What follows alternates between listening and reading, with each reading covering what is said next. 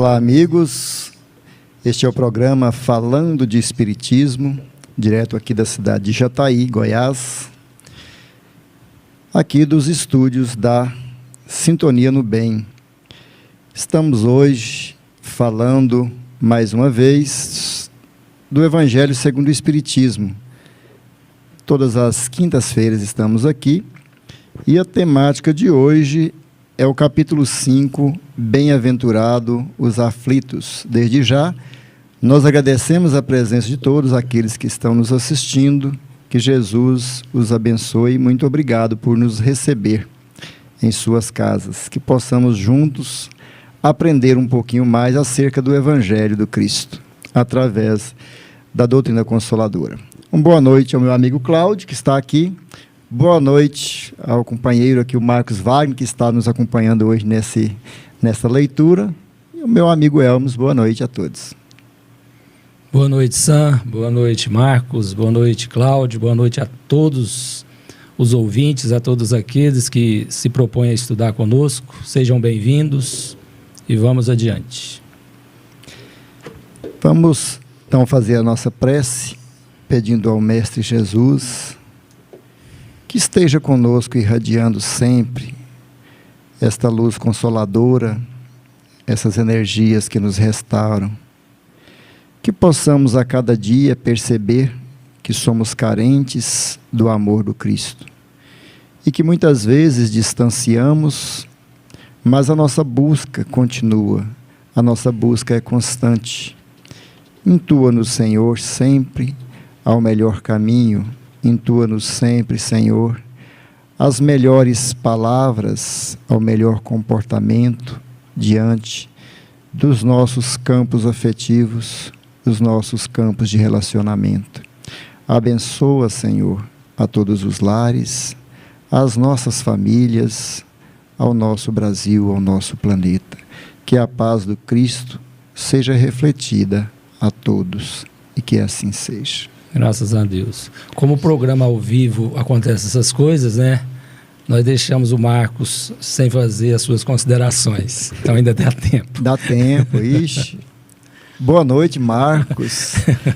Fala para os nossos ouvintes quem é você.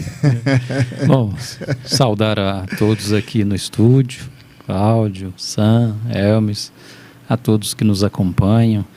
E que tenhamos aí uma atividade repleta de luz nessa noite, né, cheia de ensinamentos, que a espiritualidade possa também nos intuir e levar um pouco dessa energia muito boa que o Espiritismo nos traz a todos que estão agora nos acompanhando.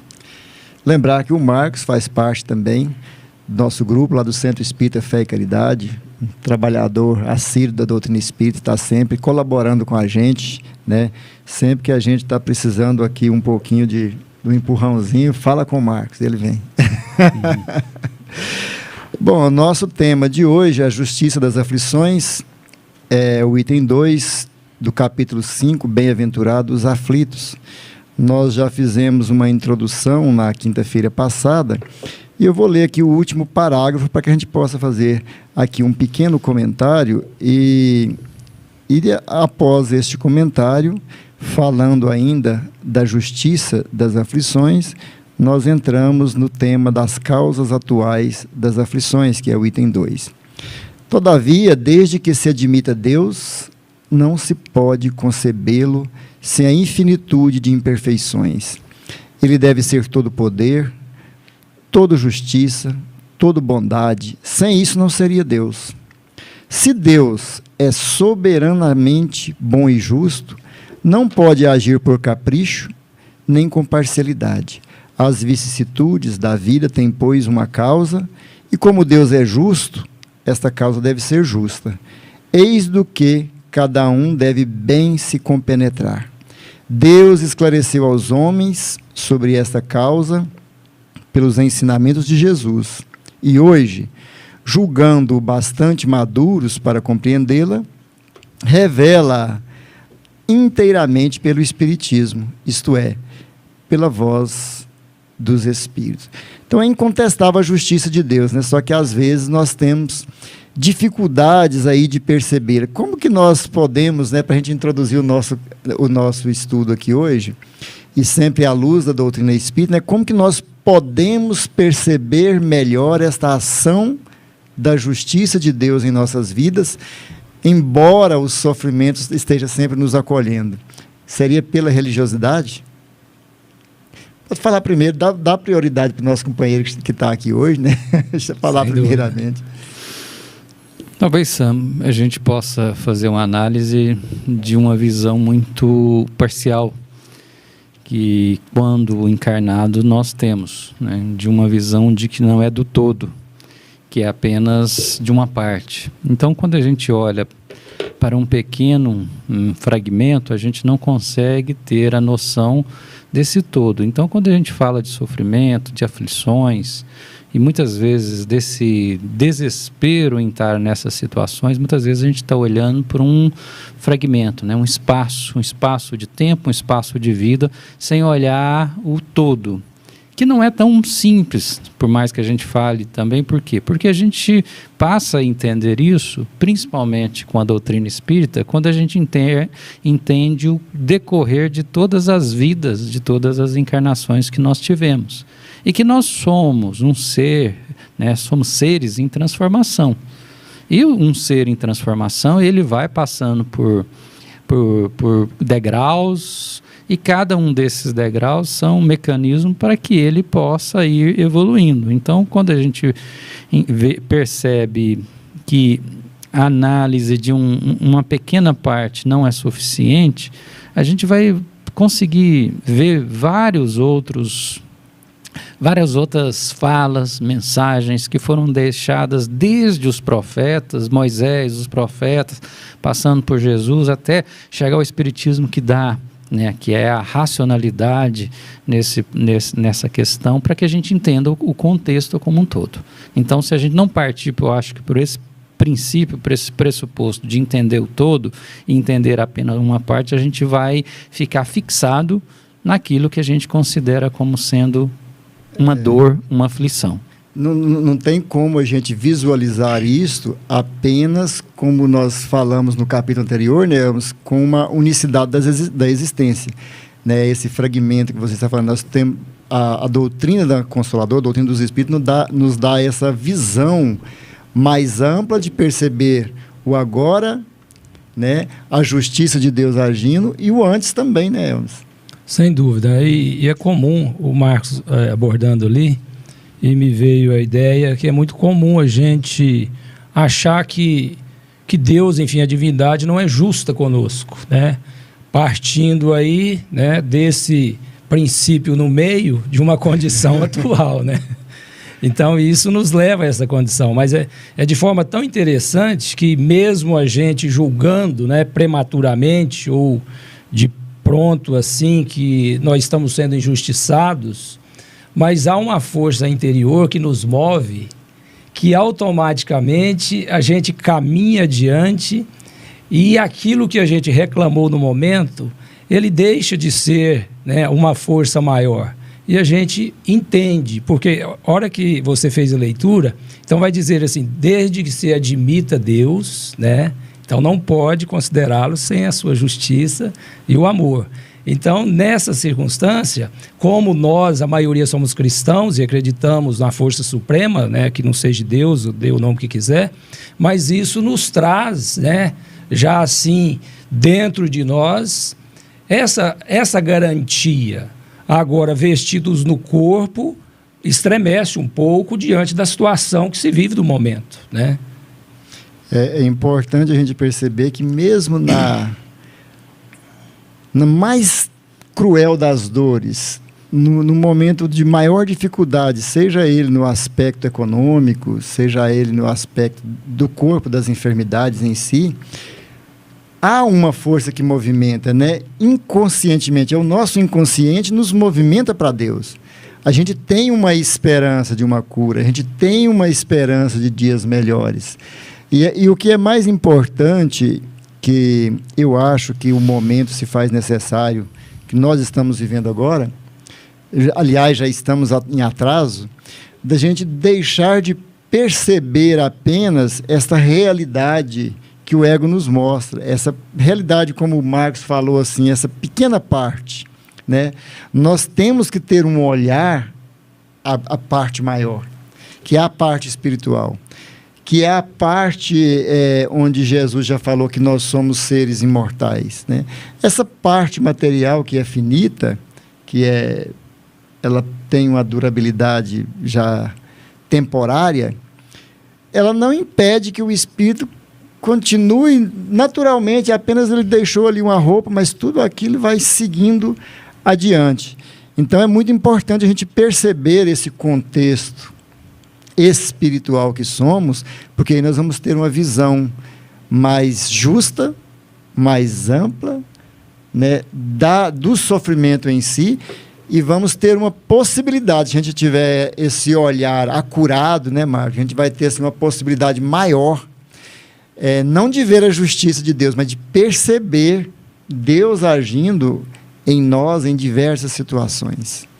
E tem uma fala muito interessante, bem conhecida, que não está, a gente não pode dizer que ela está vinculada a uma religião ou a outra, que fala que Deus, né, escreve certo por meio de linhas tortas, né? Essa frase ela é interessante, né? Porque quando a gente analisa isso de um ponto de vista que ela tem uma alegoria, mas é uma alegoria muito bem colocada, né? Porque é uma visão de um pai que sabe qual que é o melhor para o seu filho, e por mais que ele esteja ali sofrendo, por mais que ele esteja, vamos imaginar, uma criança chorando, o pai sabe que aquilo é para o bem daquela criança. Então ela pode estar chorando por uma coisa extremamente pequena do ponto de vista do pai, que tem ali a maturidade, a racionalidade, né? E Deus, na verdade, ele estrutura uma lei, e essa lei que está permeada em todos nós, ela é um mecanismo que nos faz passar por certas situações, que a gente vai aí falar e chamar de aflições, e, porém, isso, na verdade, são só estratégias evolutivas, muito bem. Gostei da fala, estratégias evolutivas, foi muito bem colocado. Muito bem estabelecidas, né? Então, se Jesus já era um educador, né? Jesus já era um mestre que sabia colocar toda a sua didática quando ele esteve aqui, por ser um espírito puro. Imagina a lei de Deus. Imagina a lei desse ser que ainda nós nem temos as condições completas para entendê-lo, mas já sabemos da sua condição de perfeição pura. A gente sabe que a gente tem o objetivo de até alcançar a perfeição, mas nós nunca vamos chegar ao Criador, nós sempre seremos criatura. Então essa lei, essa estratégia, ela é fantástica, ela é cheia de nuances que nos cercam e nos encaminham de uma forma ou de outra para que a gente sempre caminhe na direção da evolução. E de certa forma, há uma necessidade, né? Como você falou, é estratégico esses momentos, porque senão a gente se perderia no tempo, a gente às vezes se perderia do foco, se perderia do objetivo. Às vezes nós precisamos de pequenos impulsos para que a gente possa se lembrar a que vimos, né? Porque nós não vimos, né, aqui nessa terra, a nossa encarnação não é apenas para os gozos terrestres. Isso aqui, acho que todo ser humano hoje deveria de fazer esse questionamento, né? O que eu vim fazer aqui? Por que eu estou encarnado? Principalmente algumas pessoas que passam por sofrimentos atrozes, né? Desde a sua infância. Ele tem muito esse questionamento. O que eu estou fazendo aqui? Para que eu vivo? Por que eu vivo? Há um propósito, né? Então foi muito bem colocado. Esses ditos populares é interessante porque eles têm uma razão de ser, de existir. Eles vêm passando de tempo em tempo. Esse do Marx aqui nós vamos ter que transformar num dito popular, né? Os sofrimentos são estratégias de Deus para que nós possamos alcançar aí os degraus da evolução. E a gente observando, né, no título, né, a justiça das aflições. E a justiça está fundamentada, embasada nas leis divinas, né?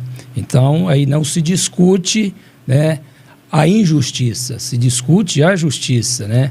E o Marcos referiu, então, essas nuances é que nos causam as aflições. São desafios, são obstáculos, né, promissores, aonde a gente adentra, porque é uma necessidade natural, né, mas depois que estamos dentro da situação, não dá para recuar. Então, a gente caminha e se liberta de tudo isso, né?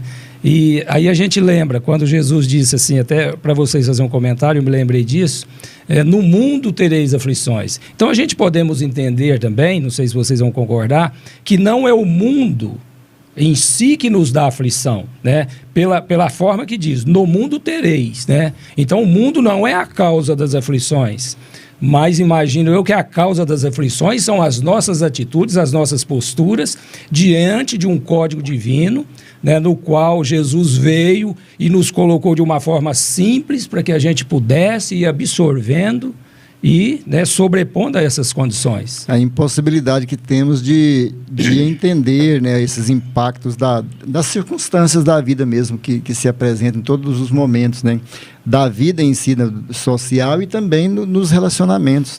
Às vezes nós somos incapazes de compreender. E por quê? Justamente por causa das bases ainda fincadas lá no egoísmo e no orgulho. Isso, nós somos feridos nisso em todos os momentos. E essa dificuldade que nós temos de entender isso, que vai de encontro ao meu egoísmo e que fere, às vezes nos faz superdimensionar situações que talvez nem seriam tão conflitantes. Mas nós superdimensionamos assim, pessoas às vezes, nós estávamos comentando hoje nas parábolas e saiu aquela parábola do credor incompassivo, né? Que perdoa o servo por uma dívida infinitamente grande e ele não perdoa o outro que devia ali os seus pequenos denários, né? Então a gente percebe que nós temos uma dívida com Deus muito grande. A dívida maior nossa é de amor, é de compaixão, é isso, porque como nós poderíamos pagar aí o Senhor do Universo? Né? Como nós poderíamos dar alguma coisa para Deus? É isso, é devolvendo o amor, porque é dando o que se recebe, amor, compaixão. Só que isto nós devemos fazer com as criaturas que estão à nossa volta. É com o próximo, é com o semelhante. E esse é o problema maior que temos, porque nós ainda não aprendemos a trabalhar nesse sentido de amar as criaturas. E aí todos os problemas conflitivos dos desencontros, né? Vamos falar desencontros, porque dos encontros não tem, acaba por trazer esses conflitos que geram os sofrimentos, as angústias e etc. Né? Então, tudo isso faz parte do contexto de estar encarnado. Joana de Anjos, né, ainda comentando no estudo, no livro lá, O Homem Integral, falando sobre as dores e a ansiedade, ela fala uma coisa interessante. Ela fala que definitivamente não se tem segurança enquanto se transita no corpo físico, porque nós estamos em condições de receber muitos impactos, e é esta a finalidade de estar encarnado. É receber esses impactos para que a gente possa trabalhá-los e naturalmente superá-los, né? Então a justiça de Deus está em colocar à nossa mão sempre os mecanismos de evolução. E não só o sofrimento. Muitas vezes, junto com o sofrimento, vem a consolação, né? Junto com a aflição, vem o consolo. A gente superando bem, a gente entendendo, relacionando com aquilo, como diz Joana, as consolações aparecem de um ponto ou de outro, às vezes de pontos até que nem esperávamos.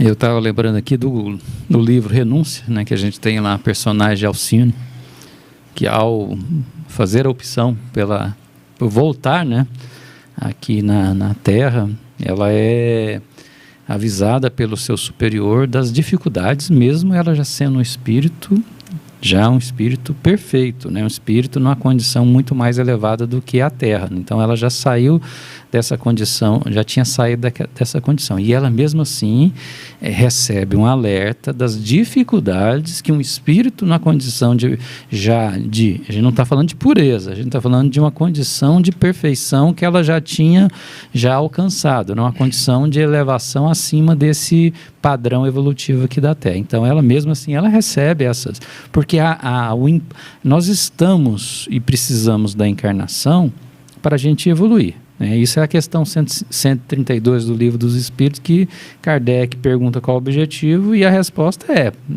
Deus lhes impõe para fazer com que você chegue à perfeição. Então a gente já tem uma ideia, porque nós precisamos do corpo para a sensação, para o sentimento, porque sem o corpo a gente não teria essa capacidade.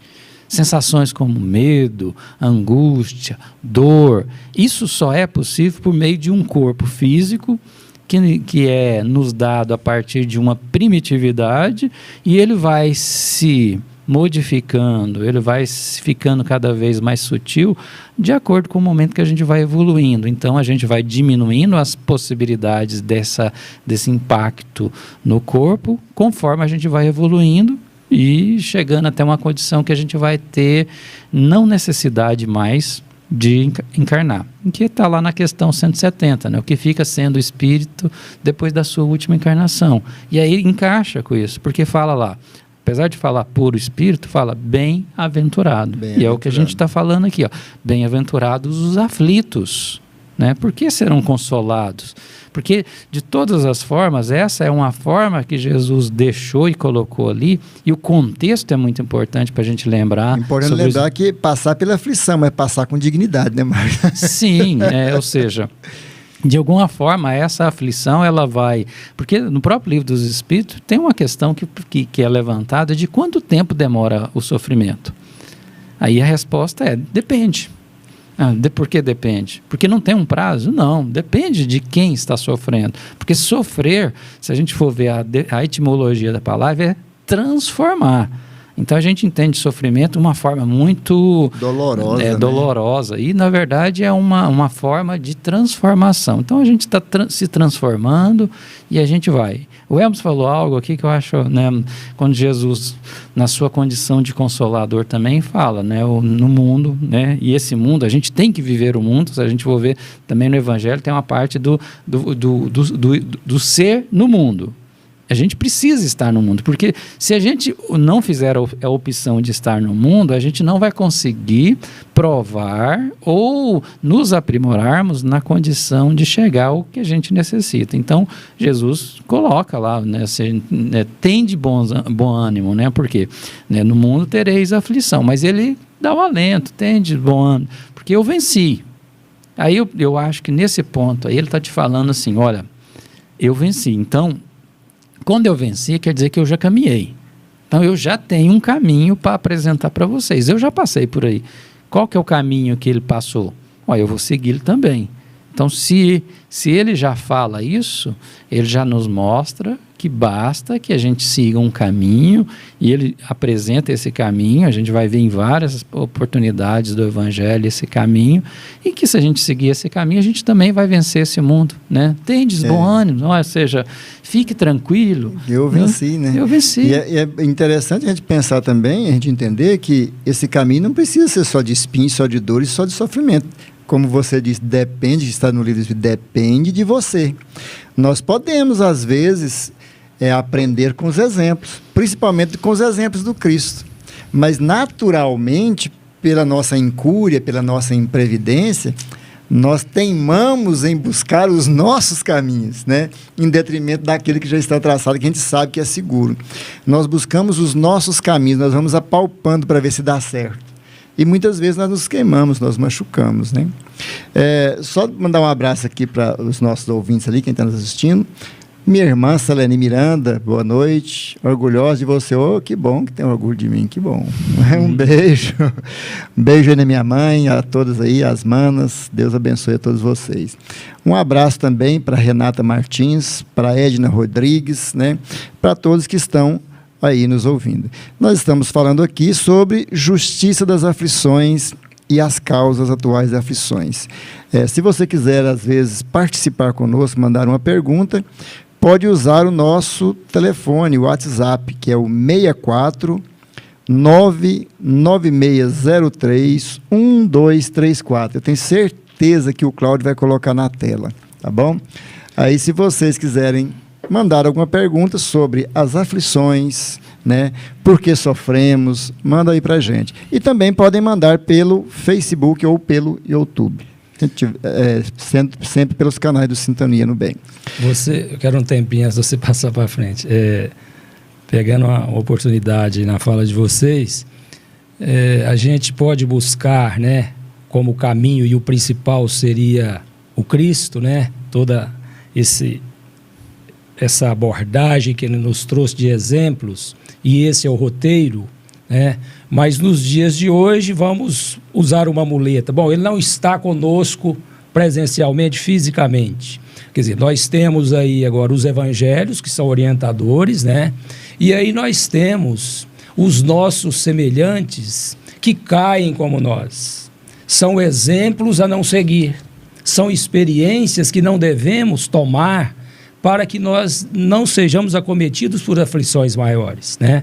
E há também a maturidade.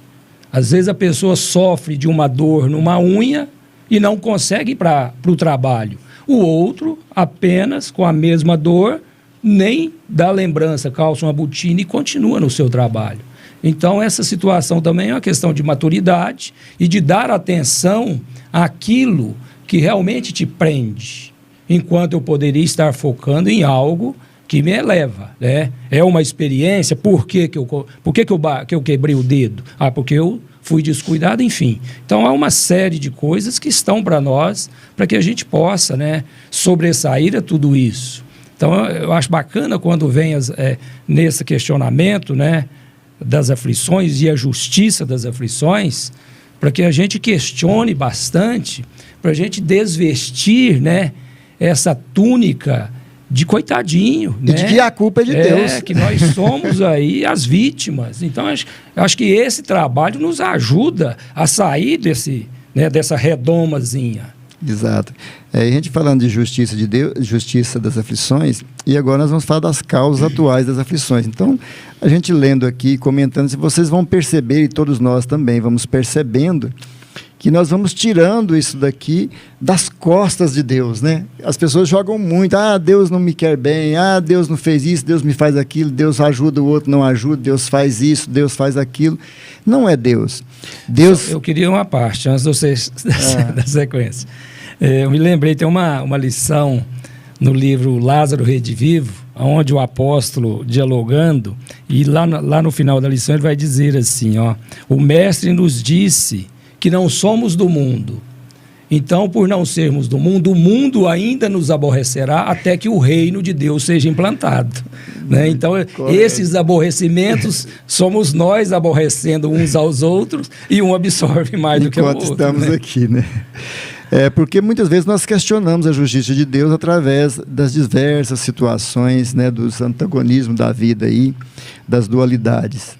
As pessoas saudáveis, outros não, as pessoas afortunadas, outros não, mas a gente vai percebendo que Deus tem todas as suas leis, e são leis naturais, e são leis de ações e reações que vão ficar mais claras quando nós falarmos agora das causas atuais das aflições. Então eu vou ler aqui esse parágrafo e a gente comenta que ele vem até aqui, que aí a gente já dá para a gente falar um pouquinho.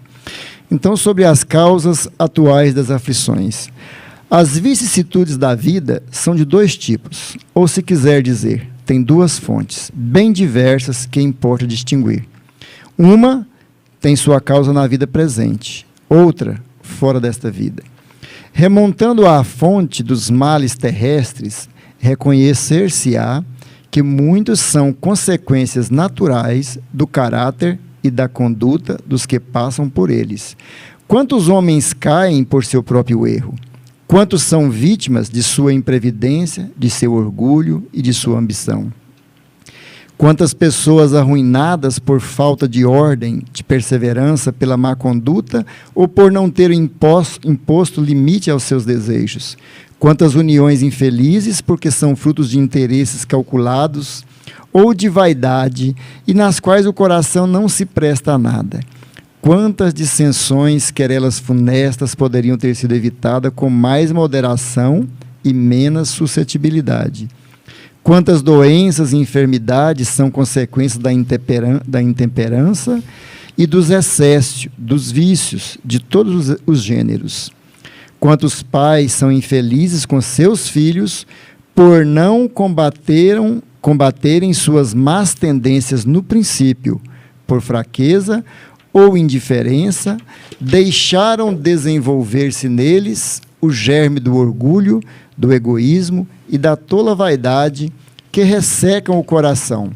Deus, depois, colhendo mais tarde, o que semearam, espantam-se e afligem-se com a sua falta de respeito e ingratidão. Nesse capítulo aqui ficou bem claro que todas as mazelas estão aqui, né? E aqui há um questionamento sobre essas mazelas. Será que não foi pela sua incúria? Será que não foi pela sua imprevidência? Mas me chama a atenção aqui também no último capítulo, quando fala da ingratidão dos filhos aqui.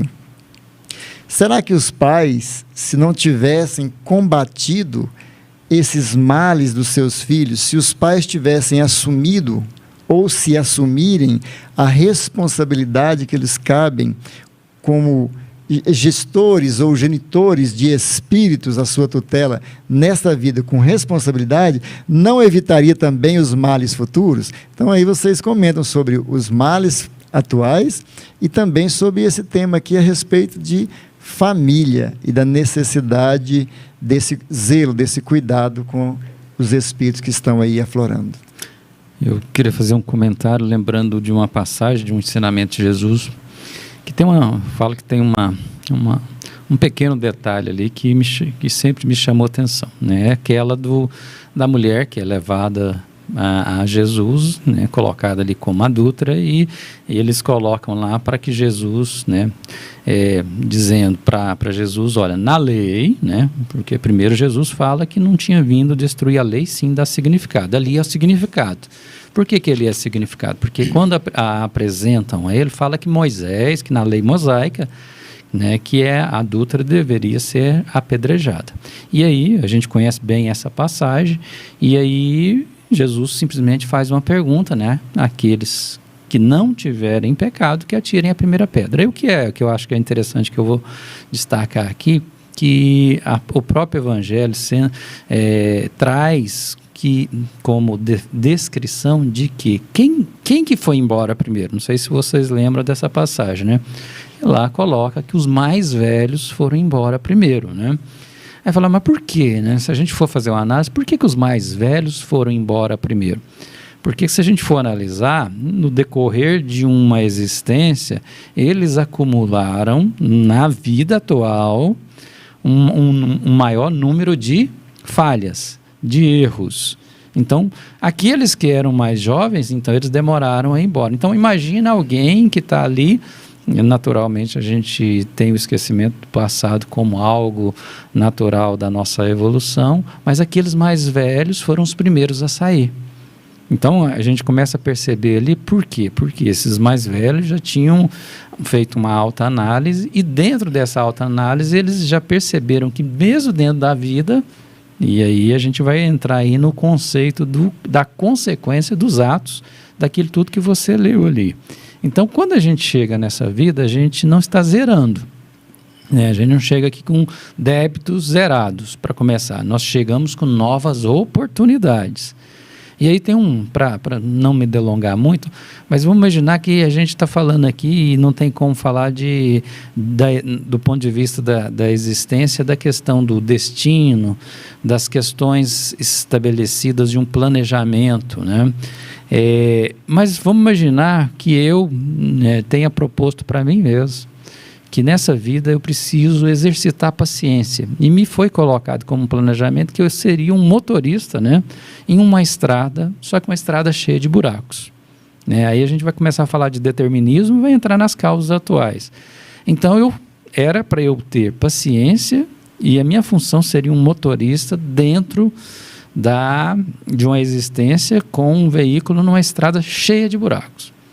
Então, o que eu deveria ter como postura? Dirigir com cuidado, devagar. Só que livre-arbítrio, né, isso é me dado, eu não faço isso. Eu começo a quê? A dirigir de forma veloz. E o que acontece comigo? Eu começo a ter acidentes. Eu começo a ter uma série de problemas vamos imaginar, com rodas, né? O Elmis entende bem de pneus aqui, né? E então, todo esse processo, ele não estava dentro de um determinismo que iria definir que eu iria sofrer, né? Sofrer por causa da estrutura de planejamento reencarnatório. Não, mas eu estou sofrendo pela escolha em função, em razão da tomada de decisão que o meu livre-arbítrio me dá condição de colocar. Então, eu estou sofrendo pelas escolhas atuais. E a gente vai ver na referência, principalmente na referência do André Luiz, que a maior parte das nossas dificuldades são consequências da própria vida. A gente joga muito a culpa, o que eu fiz na encarnação passada que me levou a isso. Primeiro vamos analisar o que é que eu fiz, foi falado muito aí nesse trecho, nessa existência. Quais são as decisões que eu tomei nessa existência que estão me dando sofrimento? Que talvez eu já encontre as causas atuais das aflições com muita tranquilidade e com muita clareza. Basta eu fazer uma análise bem criteriosa. É verdade. E nós espíritas temos, não vamos dizer uma vantagem, mas uma oportunidade boa, né? Porque a gente tem conhecimento de situações que vivemos anteriormente no aspecto generalizado da situação. E é um sinal de alerta para que a gente não incorra em erros que vai nos gerar prejuízo. Mas me lembro também, assim, de uma situação de aflição atual, a história do senador Públio Lentulus, né? Toda a situação provocada, né? Desde a pedrada do menino Saul, que era endereçada a Lívia e acertou nele, né? Endereçado para ele e acertou na Lívia, ali, quer dizer, começou toda a sua trajetória de uma aflição atual, porque ele castigou o menino, poderia ter ficado só no castigo, mas ele mandou para as galeras. O pai do menino recorreu a ele para que ele tivesse compaixão daquela situação. Mas ele, muito duro, não permitiu. Depois de uns dias, né, arrependido, recorreu às galeras, já não tinha mais o menino, já tinha sido vendido, enfim. Então, aquela situação desencadeou tantas coisas, né? Muito sofrimento. Depois a situação dele do ciúme, né, fora dos limites com a sua esposa, né, em relação ao governador da época.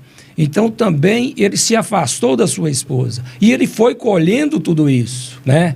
Colheu depois que falou, amanhã eu reconcilio com a minha esposa. Marcou para o dia seguinte. Quer dizer, e ela aí estava... Joana, não tem segurança enquanto se transita. E naquela noite, né, ela desencarnou. Quer dizer, carregou aquilo, a gente não sabe se está até hoje ainda carregando esse sentimento. E depois enfrentou, né, de frente o pai, o André de Gioras, a situação que ele enfrentou. Então, tudo isso provocará. Há resquícios do passado? Sim. Não podemos negar, é óbvio que há por causa da história, mas ele poderia ter feito diferente. Racionalmente, ele não tinha motivo de ser tão duro com todas as duas situações que nós citamos. Há outros caminhos a tomar, né, Marcos? E aí, muito boa essa lembrança, porque que a gente vai ver que até na própria desencarnação, ali em Pompeia, né, na toda a estrutura ali que a gente vai perceber, ele já desencarna por uma questão da vida anterior, que é a cegueira, né? Foi mais colhido por quê? Porque ele também tinha feito isso na encarnação anterior. Então, quando você fala isso, a gente vai perceber, se a gente fazer uma análise da vida dele por completo, que a gente tem pequenos momentos ali que tem relação com a vida anterior, e mesmo assim a gente vai ver no livro a descrição de uma vida anterior com certos vacilos, né, outros tipos, né, a gente percebe que ele recupera pelo menos a questão da ética, né, porque antes, numa vida anterior, como também uma pessoa do poder, a ética não era algo que ele tinha como uma condição, né, de uso no seu dia a dia. Aí ele já vem numa vida posterior com a ideia de que a ética seria algo que ele deveria colocar, cumpre, e a gente vê ali no finalzinho ele também ficando cego, sendo levado à cegueira e desencarnando dessa forma. Aí a gente percebe realmente, né? qual é a relação do sofrimento da vida dele todo com a vida passada? Um pequeno... Só o finzinho. Finzinho. Que poderia ter sido diferente, né? E o que tem a ver com a vida dele atual? Boa parte, né? Suas escolhas, daquele tudo que ele estabeleceu ali durante o decorrer da vida, né? E aí, não dá para a gente não perder esse gancho, porque quando Jesus estabelece ali o Sermão da Montanha, as bem-aventuranças, ele quer trazer um consolo para quem, né? E ele fala para quem que ele queria e para quem que ele estava ali. Ele vem trazer o consolo, se a gente for ver até a descrição completa, por que ele fala das bem-aventuranças, tem muito interessante, a gente vai ver que ele traz isso aí para um grupo de pessoas que sofrem, de um grupo de pessoas que tem mazelas, um grupo de pessoas que vivem na miséria. Então, ele tem um direcionamento. Uma pressão também. Exato. Do império todo, né? Então, ou seja, mas é natural que por uma pessoa como um senador, como o próprio Publio Lentulus, isso não era de interesse, né? Uhum. Por mais que eles tiveram até uma conversa que Jesus tentou fazê-lo compreender e entender, mas sem sucesso. Então, aquele grupo de pessoas ali que passa a receber as bem-aventuranças é um mecanismo muito eficiente para aquela época e até para os dias de hoje, né? Eu acho que sempre isso vai ser atual, para consolar. Olha, tudo bem se você sofre, mas tenha paciência.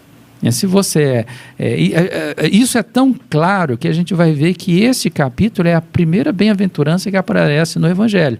Quando a gente vê o Evangelho, que é estruturado por Allan Kardec, para ter uma sequência lógica de um pesquisador, de uma pessoa que era metódica, a gente vai ver que tem bases, né, que ele estabelece, né, da lei, do reino, das moradas, da reencarnação. Aí, de repente, o que vem? Bem-aventurados os aflitos, a primeira bem-aventurança. E logo em seguida vem Cristo Consolador, que vem falar do consolo, complementar e ainda falar do Espiritismo, que já tinha sido falado lá na própria lei, lá no primeiro. Então a gente, olha esse contexto, percebe que tudo é muito bem amarrado, muito bem identado, né? É verdade. Só mandar um abraço aqui para o pessoal que está assistindo a gente aqui, minha esposa Lília Kelly, um beijo. Para o Vilmarzinho, Vilmar Filho, para Eliane Maria Carvalho Filho, Edna Rodrigues da Silva, muito obrigado por estar acompanhando a gente. Você falou uma coisa interessante que me remete a uma outra coisa. Algumas pessoas dizem, né, inclusive as religiões tradicionais, que não cai um fio de cabelo sem que Deus tenha conhecimento. Ou seja, uma lei total de determinismo, né? E eu vejo também na doutrina espírita muitas pessoas, às vezes equivocadamente, fazendo uma analogia assim da vida e de como você deve seguir para que você não retorne. Então fala, você tem que seguir porque está marcado, ou seja, é determinismo. Então não funciona dessa forma. O Marx mostrou muito bem ali as ações que nós tomamos no decorrer da vida. Nós temos um planejamento, estamos sim, realmente não cai um fio de cabelo sem que Deus tenha conhecimento, porque estamos todos mergulhados neste fluido cósmico que é divino. É um fluido cósmico que todo o universo, todos nós estamos mergulhados. Então, tudo tem uma interdependência, tudo tem uma ligação, uma conexão, né? Então, é isso que quer dizer nesse sentido. Mas, a partir daí, o determinismo é relativo. No plano espiritual, nós temos escolhas, sim. Escolhemos, às vezes, a nossa esposa, a família que vamos encarnar, os filhos, mas, ao chegar aqui, quantos recusam os filhos? E aí vai gerar o quê? Uma aflição para o espírito recusado e principalmente para aquele que recusou. Quantos abortos que temos? Teve lá uma conexão, uma programação, um compromisso firmado. Seria uma meta, um objetivo, mas pode-se escolher. E ele escolheu sofrer. Às vezes nós reencarnamos, né, como tantos casos que nós já vemos, com objetivos missionários, educativos, né, na área da educação mesmo, intelectual, da ciência, e chegam aqui, as benesses do mundo acabam corrompendo os olhos, os ouvidos, e a pessoa, por livre escolha, segue um caminho oposto, busca novamente essas aflições. Então, nós percebemos que aqui o fator Deus, ele sai desse contexto. As aflições são de nossa responsabilidade. As aflições são totalmente de nossa responsabilidade. E elas têm consequência na vida atual e na vida futura. E ela já teve consequências na vida pregressa, né? Vocês estavam falando aqui há pouco tempo, o Marcos falou, muitas das vezes nós temos reflexos da vida anterior que nos impulsiona ao acerto e nós desviamos e buscamos aflições, mas também temos reflexos de vida interior que nós sentimos, mas por já estar um pouquinho numa maturidade espiritual um pouquinho melhor, nós conseguimos nos reconduzir. Há uma influência também de lá, é o que nós chamamos é o que a Joana chama do self, do ser espiritual que somos. Então nós temos essa influência, né, além da intuição espiritual que temos, né? Temos os obsessores que nos causam aflições, mas temos as consolações dos nossos mentores espirituais que estão, quando nós escolhemos também não sofrer, né, Marcos? Nos conectar, eles estão aí nos direcionando para uma vida mais leve, mais tranquila e um pouco melhor, um pouco mais branda. E ainda na vida atual, né, a recomendação que Jesus nos deixa é: reconciliai, né, com teu adversário enquanto está no caminho, né? Olha, o que ele está falando? Ele está falando para você resolver a sua situação ainda aqui, para que ela não fique mais grave, né? Por mais que a gente esteja falando aqui só de justiça, né, falando de aflições originadas da vida atual, mas é algo a se pensar e refletir nesse sentido, né? Por que ele falou? Por que eu não deixo para resolver isso lá na frente? Porque isso pode ficar mais grave. Então resolva agora. Né? Você não vir manco na outra. Ou seja, para quê? Se você já tem a condição de resolver aqui, resolva aqui. Tem uma fala de Jesus que fala: é preferível, se sua mão for motivo de escândalo, é preferível entrar no reino dos céus sem uma mão, né, do que ela te fazer, né, você se perder, né, ou seja, se conduzir pelo caminho errado. Então, muitas vezes nós reentramos nessa vida, às vezes sem uma perna, às vezes sem um braço, exatamente para que a gente tente voltar e nos reconduzir ao reino de Deus ou ao mundo espiritual em uma forma, em um momento um pouco melhor do que aquele que nós voltamos. É castigo divino? Não. É justiça de Deus. Muitas vezes escolha nossa, né? Mas não é uma justiça impositiva.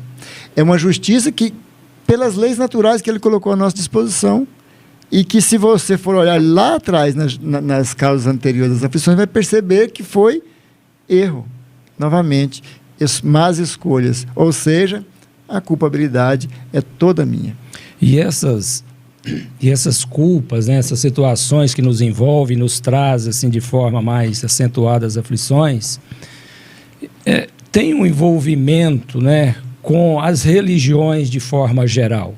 Mas vamos trazer para a nossa, né, a doutrina espírita. Então, a doutrina espírita traz uma bagagem que nos dá, né, informações importantes, nos mostra roteiros e nos dá o consolo, né? Obviamente que esse consolo não é aquele esperado por todos que buscam. A pessoa busca um consolo para uma solução imediata, sem saber que o consolo é um roteiro a seguir para que você possa superar essa situação. Bom, a doutrina espírita não traz consequências duras em hipótese nenhuma. Ela sempre é um caminho que nos leva a uma condição melhor. Mas nós espíritas é que trouxemos na bagagem essas condições. Porque a gente atende o outro, a gente conversa com o outro e logo fala: isso é porque você viveu anteriormente nessa condição.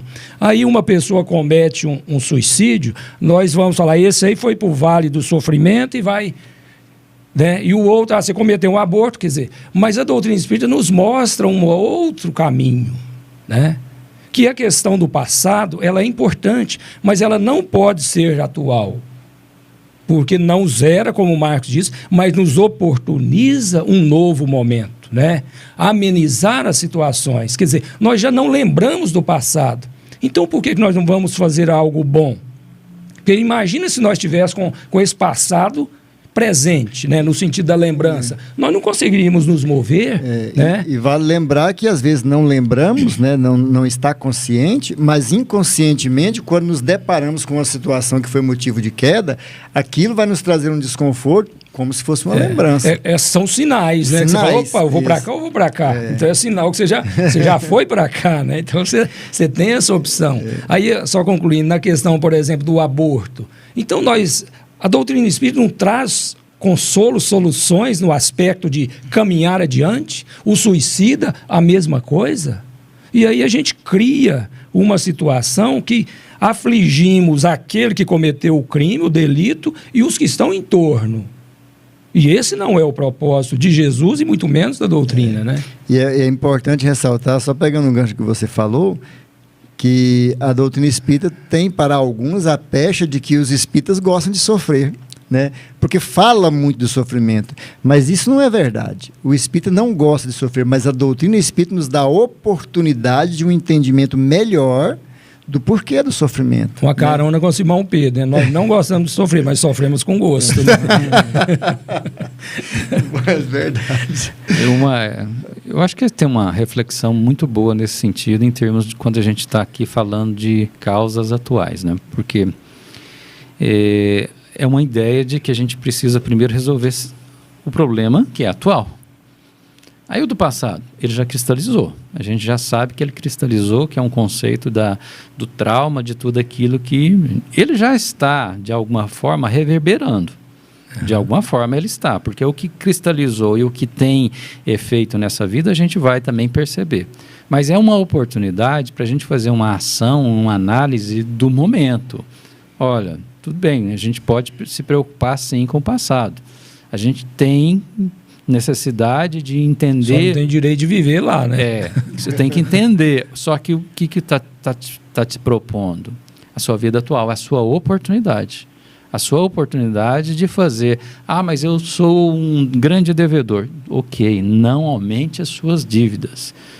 Mas eu vou ter que pagar. Sim, existe, se a dívida existe, você vai pagando de uma forma ou de outra.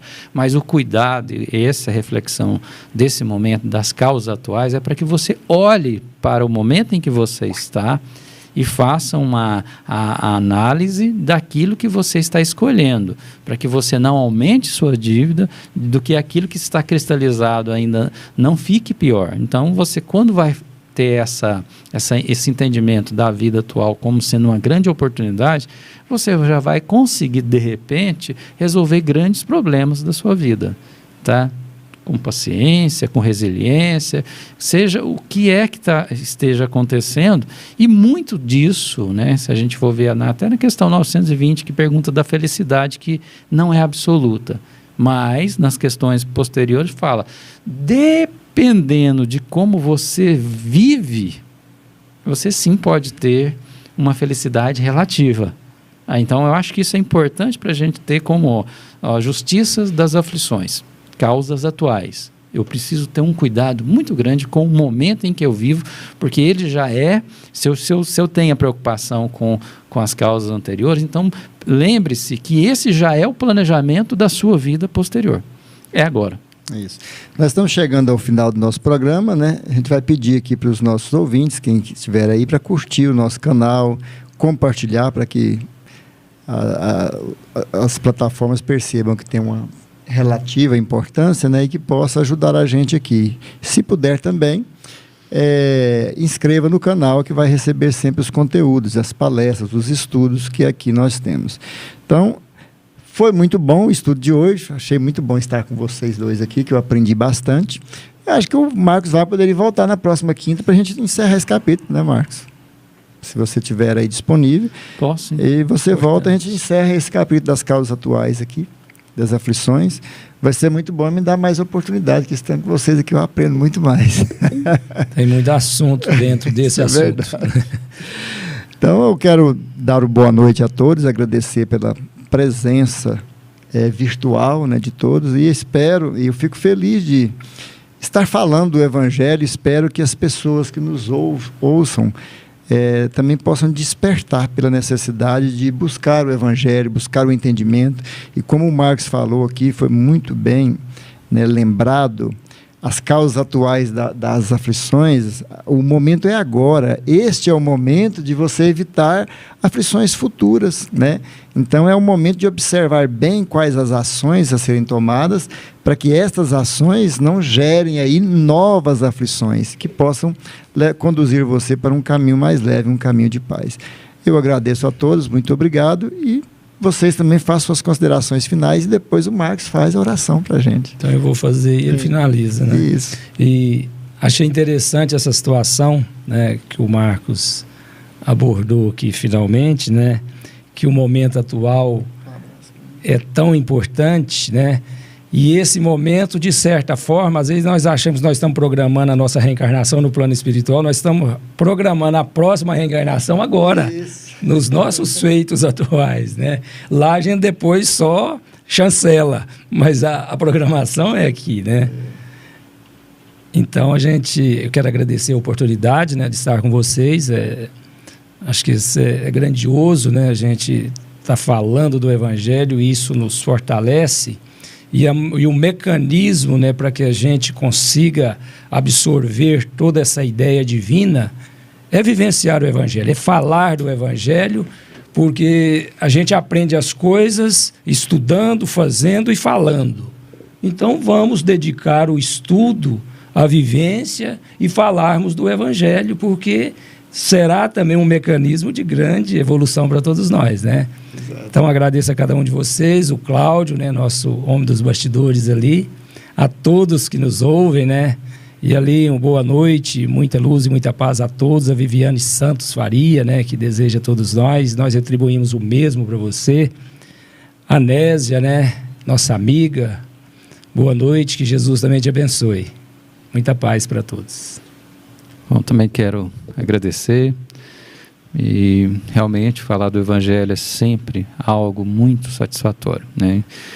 É o aprendizado e principalmente a gente ter a oportunidade de depois colocar em prática. Então vamos agradecendo e já encerrando com uma prece, pedindo a espiritualidade para que possa iluminar todos os que nos acompanham, todos que estão agora juntamente com todos nós nesses ensinos, que são ensinos que vêm de Jesus, na sua sabedoria, pelos seus exemplos.